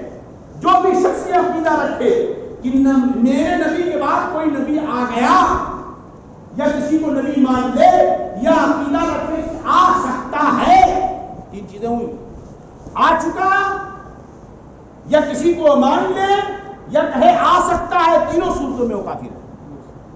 بس میں کی نہیں یہ عقیدہ ہے. مگر مسیلمہ نے حضرت ابو بکر کے زمانے ہی میں نبوت کا دعویٰ کر دیا. کیا کر دیا اس نے؟ حضرت ابو بکر صدیق نے ہزاروں کا لشکر بھیجا اس سے جنگ کے لیے. خالد ابن ولید تشریف لے گئے. اس جنگ کو جنگ امامہ کہتے ہیں. اس جنگ کہتے ہیں اس ایک جنگ میں بڑی تعداد میں مسلمان شہید ہوئے جس میں 700 شہید ہونے والے صحابہ صرف 700 حافظ قرآن. اللہ کتنے تھے؟ 700 صحابہ حافظ قرآن تھے. آپ سمجھ بات آئی؟ بولو مکہ اور مدینہ میں کتنے حافظ تھے؟ ابو بکر صدیق حافظ ہیں, عمر فاروق حافظ قرآن ہیں, عثمان غنی حافظ قرآن ہیں, علی کے مرتضیٰ حافظ قرآن ہیں, عشر مبشرہ حافظ قرآن ہیں. صحابہ جتنے تھے ادھر قرآن نازل ہوتا مصطفیٰ کہتے آپ پر صحابہ اسے یاد کر دیا کرتے تھے. کبھی حضرت زید کو بلاتے, کبھی حضرت عبداللہ حضرت ابو بکر سے لکھاتے, کہتے اسے لکھتے جاؤ لکھتے جاؤ. قرآن صحابہ نبی کے زمانے ہی میں لکھا گیا تھا, اسی وقت سے لکھا جانے لگا. ترتیبیں نہیں سیٹ تھی مگر سب کچھ لکھا جا رہا ہے. 2 صورتیں تھیں. ایک ترتیب جو حافظ صحابہ کے سینے میں تھی, ایک ترتیب جو قرآن میں تھی جو پانچوں میں لکھی تھی. وہ ترتیب جو دلوں میں تھی وہ مصطفیٰ کی دی ہوئی ترتیب تعلیمات مصطفیٰ کی ترتیب تھی وہ، اور ایک ترتیب ضرورت کے مطابق ایک آیت ترتیب میرے نبی فرماتے زید ادھر آؤ، حضرت زید ابن ثابت آتے کہتے دیکھو یہ آیت اتنا نہ فلاں سورہ کی فلاں آیت کے بعد نہیں، حضرت زید اس سورت میں اس جگہ پر اسے لکھ دیا کرتے تھے اور صحابہ کو ایک طریقے سے تعلیم دیتے تھے۔ اہل سنت کی حقانیت کی بات یہاں کر دوں، آپ قرآن اٹھائیے، قرآن آپ اٹھائیں، الف لام میم سے شروع ہوتا نا، گدا کہتا ہے یہ ترتیب کون سی ہے؟ ترتیب وہ ترتیب ہے اللہ اکبر۔ قرآن میں جو آیتیں سب سے پہلے نازل ہوئی وہ عقائد کی آیتیں تھیں، سب سے پہلے عقیدہ سکھایا گیا، اس لیے کہ اگر عقیدہ نہیں تو شرعی مسائل اور اعمال کی کوئی حیثیت نہیں ہے۔ تو سب سے پہلے وحدانیت، سب سے پہلے کتاب کا یقین، سب سے پہلے کوئی مانو کفر و شرک، منافقت، اللہ پیدا کرنے والا ہے، اس کی شان و ذات کیا ہے، یہی پہلے ہوا۔ کیف تکفرون باللہ وکنتم امواتا فاحیاکم ثم یمیتکم ثم یحییکم ثم الیہ ترجعون۔ یا ایھا الناس اعبدوا ربکم الذی خلقکم والذین من قبلکم لعلکم تتقون الذی جعل لکم الارض فراشا والسماء بناء وانزل من السماء ماء فاخرج به من الثمرات رزقا لکم فلا تجعلوا للہ اندادا وانتم تعلمون۔ یہ سورہ بقرہ کی آیتیں ہیں جو ابتدائی آیتیں ہیں، سن لیں ترجمہ اس کا۔ یا ایھا الناس اعبدوا ربکم الذی خلقکم، اے لوگوں اعبدوا ربکم الذی خلقکم، عبادت کرو، پوجا کرو اپنے اس رب کی جس نے تمہیں پیدا کیا، والذین من قبلکم، اور تمہارے باپ داداؤں کو پیدا کیا، لعلکم تتقون، تاکہ تم ڈرو، الذی جعل لکم الارض فراشا، جس نے زمین کو تمہارے لیے بچھونا بنایا ہے۔ یہ کیسا بچھونا ہے؟ پتھر پہ چل پاؤ گے؟ یہ زمین دیکھو کیسا بچھونا ہے، اگر نرم ہو تو بھی چلنا مشکل، پتھر کی طرح سخت ہو تب بھی چلنا مشکل۔ کیا قدرت ہے اس کی زمین کو بنانے میں، نہ نرم ہے نہ ایک دم سخت۔ چل پاؤ گے ریتیلے میدان میں؟ گدیلا لگا دیا جائے، پورے روڈ پر گدا بنا دیا جائے، چل پاؤ گے؟ میاں 10 منٹ چلو گے ریت میں گدوں پر تو تھک جاؤ، پتھریلی زمین پر چلو گے تو تمہارے پیر ٹوٹنے لگیں گے۔ اپنے گھر کے جو ہے آپ گرینیٹ پہ نہیں چل سکتے، اپنے گھر کے اس پر نہیں چل سکتے، انٹرلاک پہ آپ چل نہیں سکتے، چلا کے دکھائیے آدھا گھنٹہ باقی کر کے۔ لیکن رب کی بنائی ہوئی زمین پر آج نہیں چلتے ہوں گے، 10 سال پہلے آپ چلتے رہے ہوں گے، 10 کلومیٹر، 50 کلومیٹر، 100 کلومیٹر کا سفر آپ نے کیا ہوگا۔ ایک وقت تھا جب لوگ چلتے تھے۔ الذی جعل لکم الارض فراشا والسماء بناء، اور آسمان کو تمہارے لیے سائبان بنا دیا، وانزل من السماء ماء، تم یہ مت سمجھو کہ بادل بارش برساتا نہیں، اس نے بادل بنائے ہیں اور آسمان سے تمہارے لیے پانی اتارا ہے، اس رب کی عبادت۔ ان کا عقیدہ تھا کہ بادل برساتا ہے، ہمارا ستارہ برساتا ہے، اللہ نے پہلے اس عقیدے کی اصلاح فرمائی۔ انزل من السماء ماء فاخرج به من الثمرات رزقا لكم، پھر اس پانی کے ذریعہ تمہارے لیے طرح طرح کے پھل اگائے، لعلکم تتقون، ڈرو اللہ۔ تو کہنے کا مطلب یہ ہے کہ یہ ترتیب جو پائی جاتی ہے قرآن کی، پہلے قرآن نے عقیدے کی اصلاح فرمائی، عمل پر توجہ باتیں ہوئی، کیونکہ اگر عقیدہ نہیں، شرک و کفر نہیں چھوٹے گا تو عمل کا کوئی فائدہ۔ اس ترتیب پر قرآن اترتا رہا اور صحابہ ایک دم حریص تھے قرآن کو یاد کرنے میں۔ کیوں نہ ہو، میرے نبی نے فرمایا، بخاری کی حدیث، ترمذی مسند احمد کی حدیث ہے، ان سارے محدثین نے اسے نقل فرمایا، میرے نبی فرماتے خیرکم من تعلم القرآن وعلمہ، تم میں سب سے بہتر وہ شخص ہے جو قرآن سیکھے اور قرآن کو سکھائے، وہ سب سے بہتر ہے۔ دوسری حدیث جسے امام بخاری نے، امام احمد نے، ابو داؤد نے نقل فرمائی، نسائی نے، حاکم وغیرہ نے، حضرت ام المؤمنین سیدتنا عائشہ صدیقہ رضی اللہ عنہا فرماتی ہے، قال رسول اللہ صلی اللہ علیہ وسلم الماہر بالقرآن یوم القیامت مع السفراء البرر الکرام، جو قرآن پاک کا ماہر ہو وہ قیامت کے دن کس کے ساتھ رہے گا؟ کرامن کاتبین کے ساتھ رہے گا، کرامن کاتبین کے ساتھ رہے گا۔ والذی یقرأ القرآن ویتتبع فیہ، والذی یقرأ القرآن ویتتبع فیہ وہو علیہ شاق لہ اجران۔ اب کوئی سوچے کہ جو قرآن کا ماہر ہو وہ اٹھے گا کرامن کاتبین کے ساتھ، ایک آدمی جاہل ان پڑھ نہیں پڑھ پاتا اس کا کیا معاملہ؟ ایک آدمی تتلا ہے نہیں پڑھ پاتا اس کا کیا معاملہ؟ حضرت رسول دو جہاں رحمت للعالمین فرماتے ہیں والذی یتتبع فیہ، اور وہ شخص جس کی زبان پڑھنے میں پھنستی ہو، جو تتلاتا ہو، پڑھنے میں دشواری ہو، وہو علیہ شاق لہ اجران، اسے اللہ دوگنا اجر عطا فرماتا ہے، اسے اللہ دوگنا اجر عطا فرماتا ہے۔ یہ میرے نبی کی حدیثیں تھی، صحابہ ٹوٹے پڑے تھے قرآن پڑھنے کے لیے۔ حضرت ابوبکر صدیق رضی اللہ عنہ نے اپنے گھر کے باہر ایک چبوترا بنا لیا اور دوپہر کے بعد قرآن لے کر بیٹھ جاتے، خوب بلند سے، زور سے، بلند آواز میں قرأت کے ساتھ قرآن پاک کی تلاوت کرتے، اور قرآن پاک کی جب تلاوت کرتے تو محلے کے سارے لڑکے حضرت ابوبکر کو گھیر لیا جاتا۔ کافر بھاگ بھاگ کر آ کے اپنے بچوں کو پکڑتے، ان کے کان میں روئیاں ڈالتے، گھسیٹ گھسیٹ کر کے جاتے کہ کہیں احسان ہو کہ یہ قرآن ان کے دل میں اثر کرتے۔ سمجھے بولیا، اور ہمیں آج قرآن پڑھنے سے ہم کو شرم آتی ہے۔ یہ میرے نبی کی حدیث اتنی بڑی فضیلت، حافظ قرآن کل قیامت میں کرامن کاتبین کے ساتھ اٹھائے جائیں۔ حضرت علی مرتضیٰ رضی اللہ عنہ کی حدیث پاک فرماتے ہیں قال رسول اللہ صلی اللہ علیہ وسلم من یقرأ القرآن ویظہرہ، جو شخص قرآن پڑھے اور اسے یاد کرے، وَأَحَلَّ حَلَالَهُ وَحَرَّمَ حَرَامَهُ، اور اس کے حلال کو حلال سمجھے، اس پر عمل کرے، وَحَرَّمَ حَرَامَهُ، اور قرآن نے جسے حرام کہا ہے اسے حرام جانے، اس پر عمل کرے، ادخلہ اللہ فی الجنہ، اللہ اسے بے حساب جنت میں داخل کرے۔ ایک حافظ قرآن کا کیا مقام ہے، اللہ اسے بے حساب جنت میں ڈال دے گا۔ وَشَفَّعَهُ فِي عَشْرَةٍ مِّنْ أَهْلِ بَيْتِهِ كُلُّهُمْ وَجَبَتْ عَلَيْهِ النَّارُ، اور اس کی شفاعت اس کے گھر والوں، خاندان والوں میں سے 10 ایسے لوگوں کے حق میں قبول کرے گا جن پر جہنم واجب ہو چکا ہے۔ جس حافظ قرآن کے خاندان والوں میں جن لوگوں پر جہنم واجب ہو چکی ہے، حافظ قرآن اپنے ایسے لوگوں کے 10 لوگوں کو بخشش کروا کے جنت میں لے جائے۔ بات سمجھ میں آ گئی تھی؟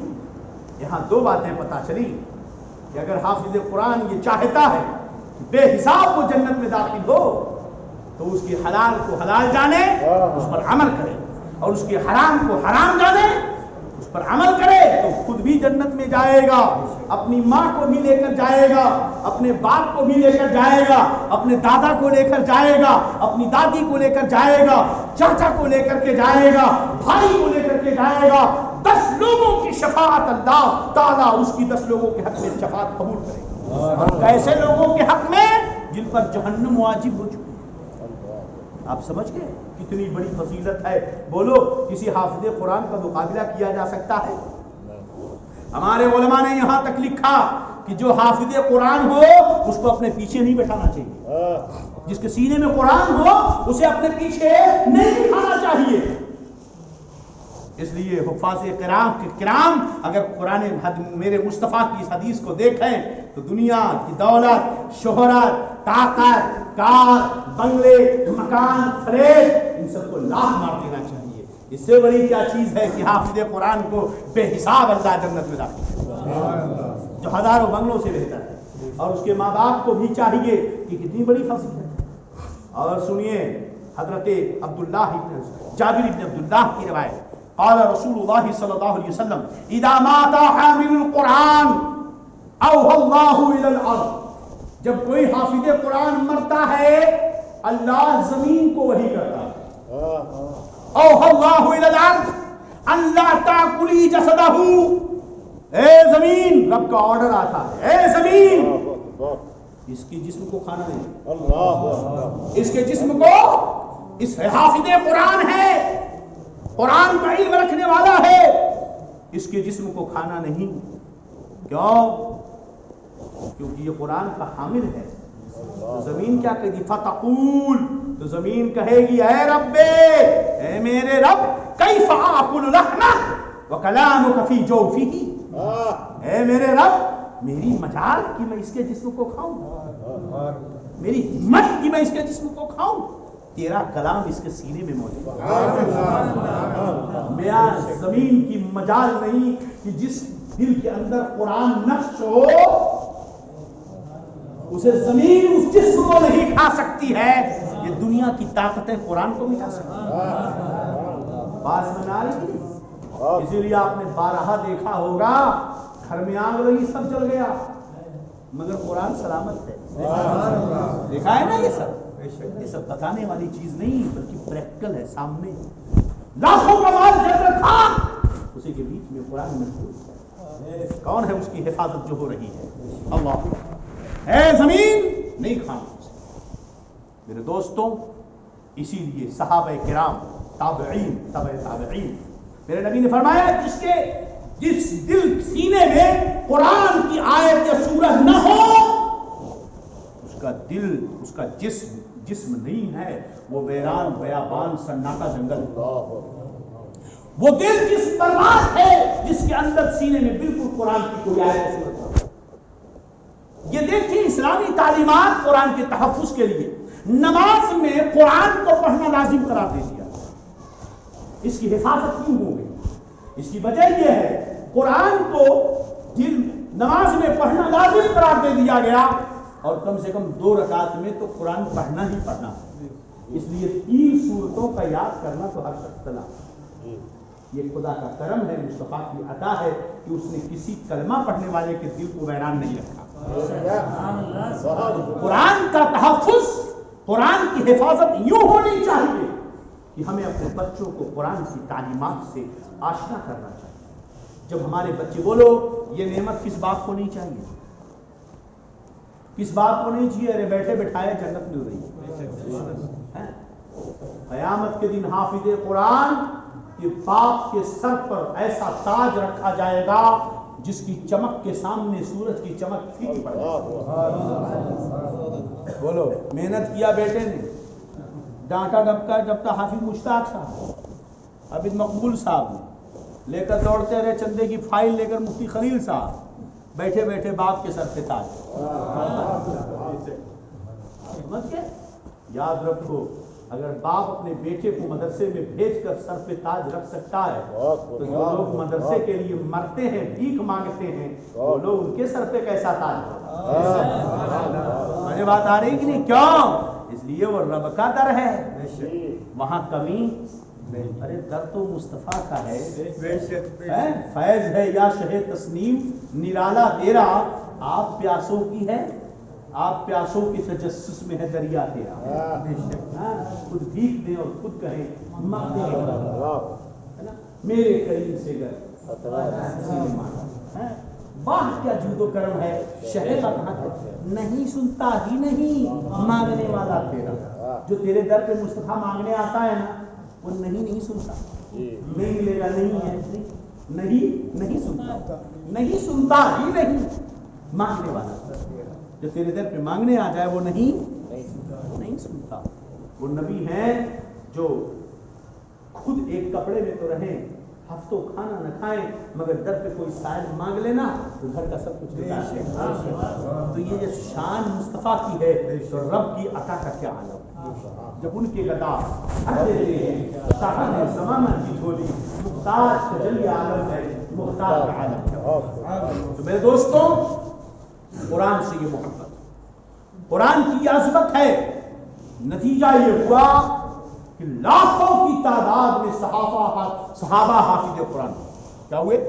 حافظ قرآن. ایک جنگ میں 700 صحابہ شہید ہوئے. ٹینشن پڑ گیا. حضرت عمر بھاگے آئے حضرت سیدنا ابو بکر صدیق کے پاس. حضرت زید روایت کرتے، بخاری کی روایت کئی حدیثوں کی کتابوں، 10 حدیثوں کی کتابوں میں یہ حدیث موجود ہے. حضرت زید کو حضرت ابو بکر صدیق نے بلایا، فرماتے ہیں بلایا، میں گیا، دیکھا کہ حضرت ابو بکر کے پاس عمر بیٹھے ہوئے. حضرت ابوبکر صدیق نے کہا زید میں نے تمہیں اس لیے بلایا کہ عمر ایک مشورہ مجھے دے رہے تھے، مجھے ان کا مشورہ قبول نہیں تھا مگر بہت بحث کی معاملہ صحیح ہو گیا۔ معاملہ یہ ہے زید 700 صحابہ حافظ قرآن سینے میں شہید ہو گئے، ایسے ہی اگر حافظ صحابہ شہید ہوتے رہے تو قرآن کہیں ضائع نہ ہوتا، اس لیے قرآن کو کتابی شکل میں ترتیب دے دی جائے۔ تم جوان ہو، تم پر کوئی الزام نہیں، یعنی تم سچے پاک ستھرا ہو، کوئی تم کو غلط بھی نہیں کرتا، اور قرآن کی ترتیب دینے کے لیے ایسے شخص کی ضرورت۔ یہ نالائق کہتا ہے وسیم اکیلے زید نے کیا، بتائیے کتنا بڑا بے وقوف، اتنا بڑا جاہل اب تک تاریخ میں پیدا نہیں ہوا۔ حضرت عمر کا مشورہ، حضرت ابوبکر کی تیاری اور کنڈیشن اتنی سخت، حضرت زید کو ذمہ داری دی گئی تدبیر قرآن کی۔ بات آئی عقیدے کی تو سمجھا دوں، ان نوجوانوں کو سمجھنا ہے، اس کو توجہ دیجیے آپ لوگ۔ حضرت عمر نے کہا ابوبکر قرآن کو ترتیب دیا جائے خلیفۃ المسلمین۔ حضرت ابوبکر صدیق نے کہا میں کیسے وہ کام کروں جس کو رسول اللہ نے نہیں کیا، میں نہیں کر سکتا، یہ بدعت ہے۔ اس نے کہا حضرت ابوبکر صدیق، عمر میں قرآن کو ترتیب نہیں دوں گا جس چیز کو رسول نے نہیں کیا، ابوبکر کی مجال نہیں کی وہ کام کر سکتا۔ حضرت عمر کہتے ہیں واللہ وہو الخیر، کام تو نیا ہے، نبی نے نہیں کیا۔ عمر کہتے ہیں واللہ وہو الخیر، اللہ کی قسم یہ اچھا ہے، نیا تو ہے مگر اچھا، اس میں بھلائی۔ بار بار ابوبکر کہتے نہیں جو نبی نے نہیں کیا ہم نہیں کریں گے، عمر کہتے نہیں اس میں بھلائی ہے، پھر کہتے نہیں جو نبی نے نہیں کیا میری ہمت نہیں کی میں کر سکوں، عمر کہتے تھے اس میں بھلائی۔ بار بار بار بار یہاں تک کہ جس چیز کے لیے اللہ نے عمر کے سینے کو کھولا تھا ابوبکر کے بھی سینے کو کھول دیا، ابوبکر بھی تیار ہو۔ زید ہمارا یہ فیصلہ ہے، تم بھروسے مند آدمی ہو، تم پر کوئی الزام نہیں کسی غلطی کا، جوان ہو، ہمت والے ہو، قرآن کی ترتیب۔ حضرت زید فرماتے ہیں اللہ کی قسم میں یہ کام نہیں کر سکتا جو کام رسول اللہ نے نہیں کیا۔ وہاں منہ دیکھ کے باتیں نہیں ہوتی تھی، یاد رکھو جو حاکم، جو رہبر، جو پوزیشن میں رہنے والا شخص اپنے ارد گرد ایسے منہ مٹھیوں پر رکھ لے کہ جو ہر ہاں میں ہاں ملائے، اس کی بربادی اور گمراہی کو کوئی روک نہیں سکتا۔ اپنے ارد گرد ایسے لوگوں کو رکھو جو ہمارے عمل پر محبت سے تنقید کرتے ہو، جب تنقید ہوگی تب ہماری اصلاح ہو۔ مصطفیٰ نے وہ سماج بنایا تھا کہ عمر کہتے ہیں کرو، ابوبکر کہتے ہرگز نہیں۔ زید آئے کہا کرو، زید کہتے ہرگز میں وہ نہیں کروں گا جو رسول اللہ نے نہیں کیا۔ بڑو کتنے جلالی، وہ کون؟ عمر۔ عمر وہ جلالی صحابی ہیں، ایک دن جا رہے تھے، بہت لمبی حدیث مختصر، سرکار بیٹھے تھے، اٹھ گئے چلے گئے، سب لوگ ڈھونڈنے لگے، ابو ہریرہ گئے تو پتا چلا ان کو خوشبو سے پتا چلا جدھر سے میرے نبی گزرتے تھے وہاں خوشبو آئی۔ سنا دوں حدیث، کئی بار سنی ہوگی شاید، سنا دوں۔ حضرت ابو ہریرہ فرماتے ہیں ہم ایک دن سرکار کے ساتھ بیٹھے تھے، وہ ہمارے ساتھ اصابۃ من صحابہ، سرکار کے صحابہ بھی موجود تھے، ہم میں ابو بکر عمر بھی تھے، فینا ابو بکر و عمر، یہ بھی بیٹھے۔ سرکار کھڑے ہو گیا اچانک، بغیر کسی کو کچھ نہیں بولے، کھڑے ہو گئے، چلے گئے۔ ہم سوچے اب آئیں گے اب آئیں گے اب آئیں گے، فابطأ علینا، دیر ہو گئی، ڈرے، فخشینا ان یقتطع دوننا، کہیں کوئی یہودی کوئی مشرک نبی کو تکلیف نہ پہنچا دے، ہم کو ڈر لگا۔ وہ کیا کہتے ہیں، ابو ہریرہ فرماتے ہیں مجھے بہت ڈر لگا، میں ڈھونڈتا ہوا نکلا، ایک دیکھا انصاری کا باغ ہے، کمپاؤنڈ لگا، کمپاؤنڈ وال ہے، باغ ہے انصاری کا، کھجوروں کا باغ۔ کہتے ہیں فدرت لها هل اجد بابا، میں نے پورا کمپاؤنڈ باہر سے چکر مارا کہ کوئی دروازہ دکھ جائے۔ ابو ہریرہ کہتے مجھے دروازہ دکھا دیا، بتا کون سا کمپاؤنڈ تھا جس میں دروازہ نہیں ہوتا ہے؟ مگر نظروں میں تو کوئی اور چڑھا تھا۔ تیرے قدموں میں جو ہے غیر کا منہ کیا دیکھے، کون نظروں میں چڑھے دیکھ کے تلوا تیرا، کون نظروں میں چڑھے دیکھ کے تلوا تیرا ہے، پھر کہ گلی گلی تباہ، ٹھوکرے سب کی کھائے کیوں، نظروں میں تو کچھ اور بسا ہے، دیوانہ ہوں، نہ جانے کہاں دیکھ رہا ہوں، دروازے کی تلاش، نظروں میں مصطفیٰ بسے ہوئے ہیں، پوری چکر ماری دروازہ نظر نہیں آیا، مگر دیوانے کو نظر آتا ہے کچھ اور. دیوانے کو تحقیر کی نظروں سے نہ دیکھو، دیوانہ بھی کچھ سوچ کے دیوانہ بنا ہے. کہتے ہیں کہ نالی دی گئی چھوٹی موٹی، باہر سے کنویں سے پانی جاتا تھا، چھوٹی نالی تھی وہ دی گئی. باوڑی کا پانی کتنی بڑی نالی میں، اتنے بڑی نالی میں، چھوٹی چھوٹی نالی میں جا رہا. کہتے ہیں جیسے لومڑی سکڑتی ہے میں یوں سکڑ گیا. اتنی محنت کیوں کی ابو ہریرہ نے؟ آپ سوچئے اگر یقین نہ ہوتا کہ اس میں مصطفیٰ ہے تو اتنی محنت کر کے چھوٹی سی نالی میں گھسیڑ کر اندر جانے کی ضرورت کیا تھی؟ دو قدم چلنے کی بھی تاب نہیں ہے مجھ میں، عشق کھینچے لیے جاتا ہے کیا میں جاتا ہوں. تم لوگ طاہر القادری کی تقریریں سنتے ہو، ارے محدث کبیر کے غلاموں کی بھی نقطے سن لیا. چلے گھسے پورے جسم میں کیچڑ، نالی میں کوئی جائے گا تو کیا ہوگا بولو؟ پورا جسم کیچڑ کیچڑ. اندر گئے سرکار کے پاس، سرکار نے دیکھا ابو ہریرہ کیا حالت بنا رکھی ہے. یا رسول اللہ اٹھ کے چلے آئے، ہم گھبرا گئے، ڈر گئے، میں پہلا آدمی سب سے بھاگا، میں چلا آیا ڈھونڈتے ہوئے، صحابہ بھی پیچھے آ رہے. اب اسے دیوانگی تو نہیں کہو گے تو کیا کہو گے؟ عروہ نے کہا تھا عقل والوں سے لڑنا صحیح ہے، پاگلوں سے نہیں لڑا جا سکتا. کافروں نے کہا عروہ تجھ پر محمد کا جادو ہو گیا ہے. کہا بیوقوف، دنیا میں میں نے کوئی ایسی قوم دیکھی نہیں جیسے محمد کے صحابہ ہیں. ان کو دیکھ کر کوئی انہیں عقل والا نہیں دیوانہ کہے گا. اسی لیے صوفیہ کہتے ہیں ہزاروں سال پہلے کہ صوفیہ کہہ گئے کہ ہم صحابہ کو دیکھتے تو کہتے وہ پاگل ہیں، اور وہ ہمیں دیکھتے تو کہتے کافر ہیں.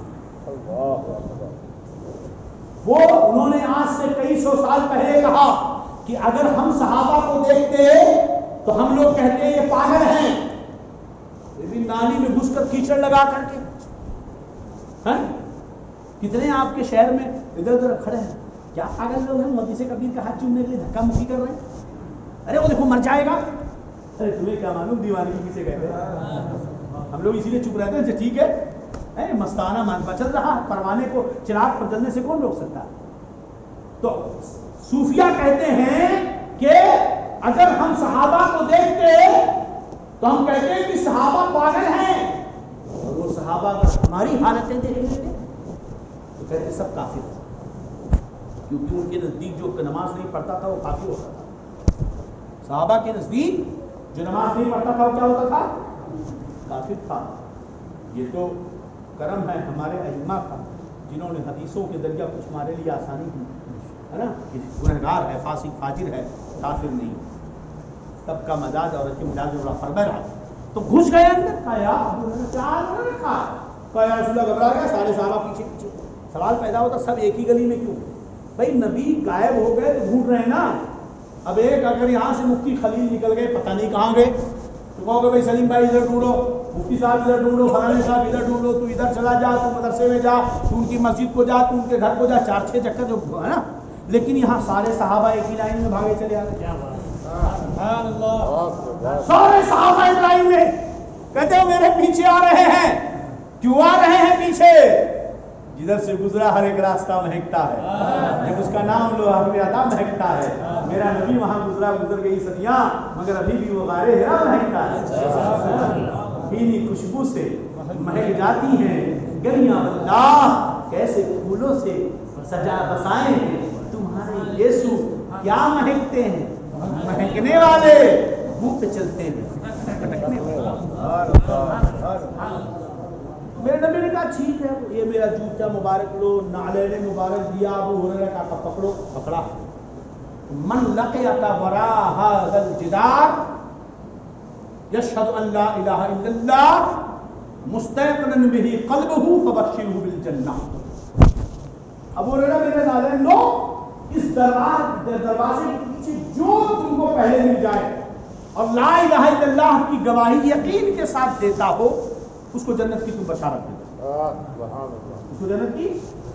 تو کہتے ہیں میں نے جیسے دروازہ کھولا، یاد ہے حدیث کی نہیں بھول گئے؟ مزہ جب آئے گا نا یہ یاد رہے گا. جیسے میں نے دروازہ کھولا، دروازے کے پاس کون تھے؟ عمر. ابو ہریرہ پہلے دروازہ نہیں نظر آ رہا تھا، کہاں سے آیا ہے؟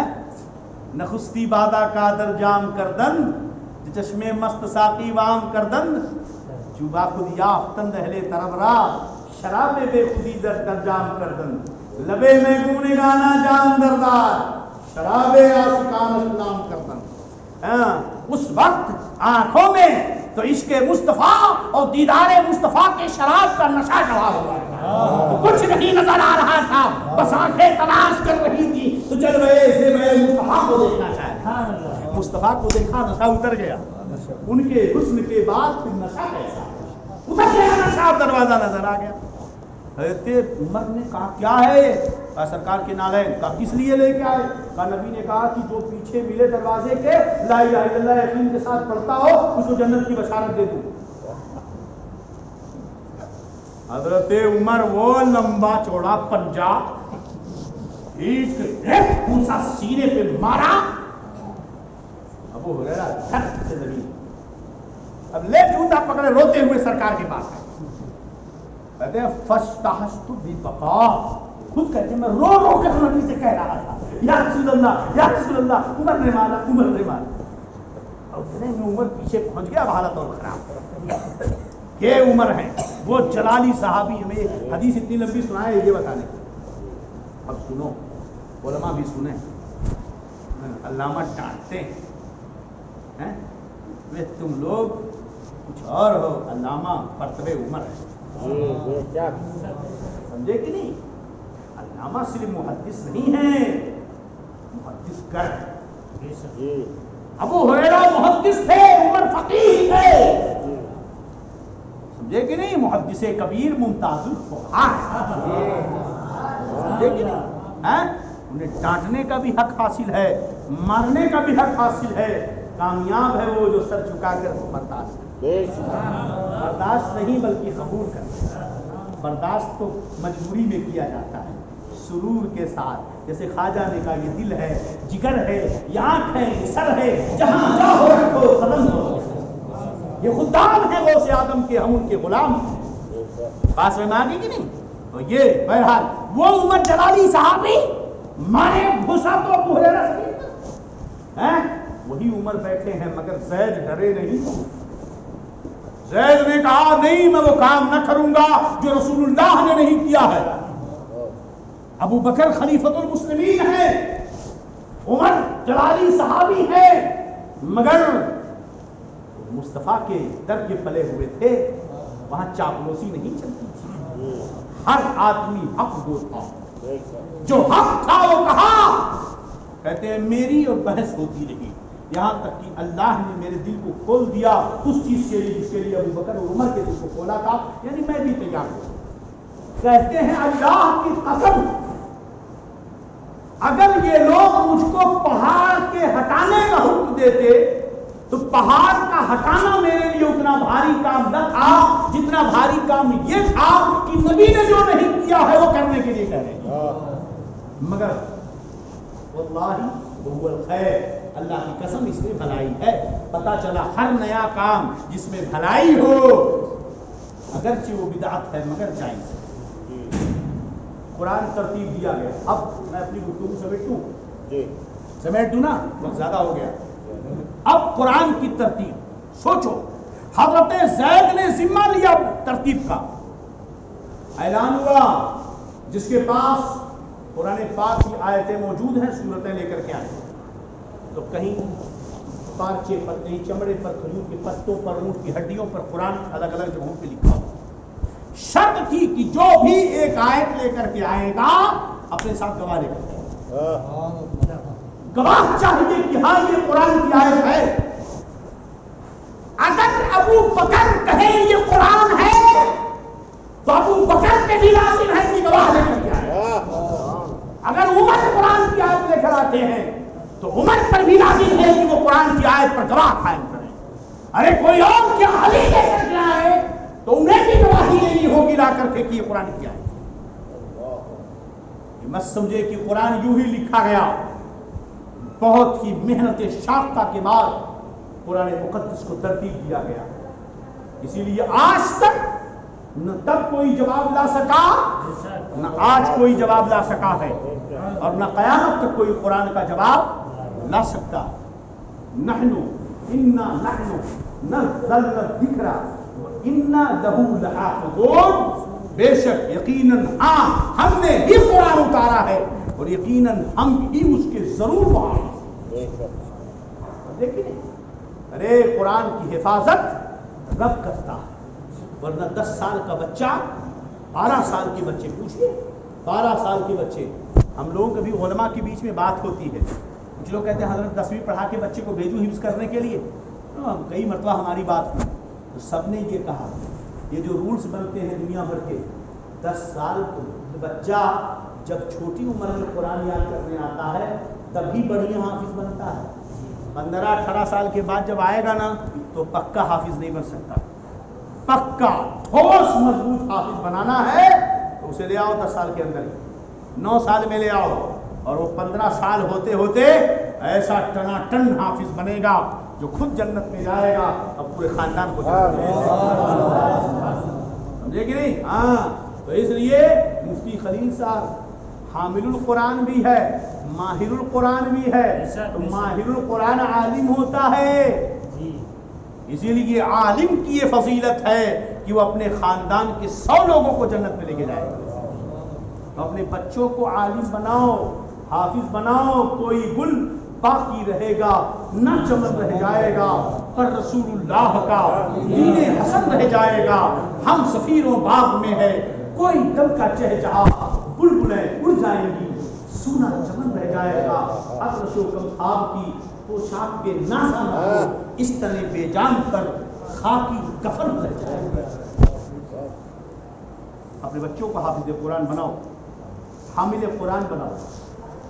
مفت کی جنت چاہیے تو اس سے مفت اور جنت نہیں ملنے والی. بات سنانے کی نہیں ایک حدیث سنا دوں پھر اپنی گفتگو ختم کر دوں. میرے آقا صلی اللہ علیہ وسلم ارشاد فرماتے ہیں اذا مات الرجل انقطع عنه عمله الا من 3 صدقة جاریہ علم ينتفع به الناس او ولد صالح يدعو له. جب انسان مر جاتا ہے اس کا عمل ختم. اور اگر قیامت تک کے لیے لائف انشورنس کروانا ہے وہ لائف انشورنس کے والا نہیں. اگر لائف پروفٹ چاہیے مرنے کے بعد کی کنٹینیو آپ کا کام چلتا رہے تو 3 کام کر دو یا تینوں میں سے کوئی ایک کام کر دو قیامت تک پروفٹ ملتی رہے گی. ایک ایسا بینک ہے جو کبھی بندی نہیں کرتا. اس سے بہتر پالیسی نہیں ملے گی آپ کو. کیا ہے وہ؟ فرمایا صدقۃ جاریہ. مرنے سے پہلے آپ کوئی صدقہ کر جاؤ مسجد بنا دو. جب تک اس مسجد میں لوگ نماز پڑھتے رہیں گے پڑھنے والوں کو ثواب ملے گا ہی آپ کو بھی اتنا ہی ملے گا اگرچہ آپ قبر میں. مدرسے میں آپ کتاب دے دیجیے جب تک مدرسہ ہے وہ کتاب پڑھی جائے گی روز پڑھیں گے روز پڑھیں گے. قرآن دے دو. ابھی کچھ لوگ کیا کرتے ہیں قرآن مسجد میں دیتے ہیں. بھلے دیکھ لو جتنا مسجد میں پڑھنا ہے تو اتنا دو. یہ تو مدرسے میں کتابیں دو یا پوچھ کر دو کیا ضرورت ہے تاکہ وہ استعمال. آپ مدرسہ کے کمرے بنا دو بچوں کے لیے پانی کا انتظام وضو خانے کا انتظام نیک کام جسے لوگ استعمال کرتے رہے مسلمان مومنین. مرنے کے بعد اس کا ثواب قیامت تک جب تک یہ مسجد ہے جس نے ایک پتھر لگایا ہوگا ثواب ملتا ہے. صدقۃ جاریہ علم ينتفع به الناس. ایک علم جس سے لوگ فائدہ حاصل کریں. سوچو شہ مقبول کا مقابلہ کوئی کر سکتا ہے؟ ارے ان کے وقت سے لے کر اب تک اور آنے والی نسلوں تک سب کے سنیت کی اور ایمان و عقیدے کا تحفظ شہ مقبول تک چلے گئے. اب ہانگل اور گرد و نواح کی ہر سنی کا عمل جتنا کرے گا اسے ثواب ملے گا اور اتنا ہی شہ مقبول کو بھی ملے گا. ہمارا اپنا اکیلے مل رہا ہے ان کا کروڑوں کو مل رہا ہے. کوئی مقابلہ کر سکتا ہے؟ علم ينتفع به الناس. لوگ فائدہ حاصل کریں. اب کوئی علامہ کا مقابلہ کر سکتا ہے؟ بولو. ارے یار 1,00,000 سے تو زیادہ شاگرد ہوں گے. 1,00,000 سے زیادہ علامہ کے شاگرد ہوں گے. اب جس نے بخاری پڑھی اب 12 سال ہم نے بخاری پڑھائی ہے. اب 12 سال جب ہم نے بخاری پڑھائی ہے یقیناً جب بخاری پڑھاتے تھے تو علامہ کی درسگاہ یاد آتی، یعنی بچے ہماری درسگاہ میں ہوتے تھے اور ہم پڑھاتے وقت بھی علامہ کی درسگاہ میں بہت اسے کبھی تو جتنا ہم پڑھاتے تھے 12 سال ہم کو تو جو ملا مگر پورا ادھر گیا، سمجھے کہ نہیں؟ مفتی خلیل نے پڑھایا ادھر گیا، جس نے اب جتنے لاکھ کو شاگردوں کا ثواب علامہ کو اکیلے، کیسی پروفٹ ہے یہ ہے؟ ایسی پروفٹ ہے کہیں؟ اس لیے اپنے بیٹوں کو حافظ بناؤ، قسم خدا کی جہاں جہاں رمضان میں وہ تراویح سنائے گا ایک حرف کے بدلے میں 10 نیکیاں، ایک حرف کے بدلے میں 10 نیکیاں وہ پڑھے گا، ملے گی اسے 10 تو اسے ملی 10 آپ کو ملی، کم نہیں ہوا۔ اعلیٰ حضرت ایک جگہ لکھتے فتاوی رضویہ شریف قدیم نسخہ جلد 4 میں ایک حدیث پاک ہے کہ جو قبرستان جائے اور 11 بار سورہ اخلاص، چاروں کل آیت الکرسی اور سورہ فاتحہ پڑھ کر مردوں کو سارے ثواب کر دے، مردوں کو یہ سارے ثواب کر دے تو سارے قبر کے مردوں کو برابر ثواب ملے گا، اور جتنے قبرستان میں مردے ہیں ان کی تعداد کے مطابق پڑھنے والے کو ثواب ملے گا، ملے گا۔ ایک سلفی کہتا نہیں بٹ کے ملے گا، کیسے ملے گا؟ اعلیٰ حضرت فرمانا تمہارے ابا کی فائل ہے، تو بانٹنے آیا ہے، رب دے رہا ہے، بندہ لے رہا ہے، تو بیچ میں کون آ گیا جی؟ تو کون آ گئی؟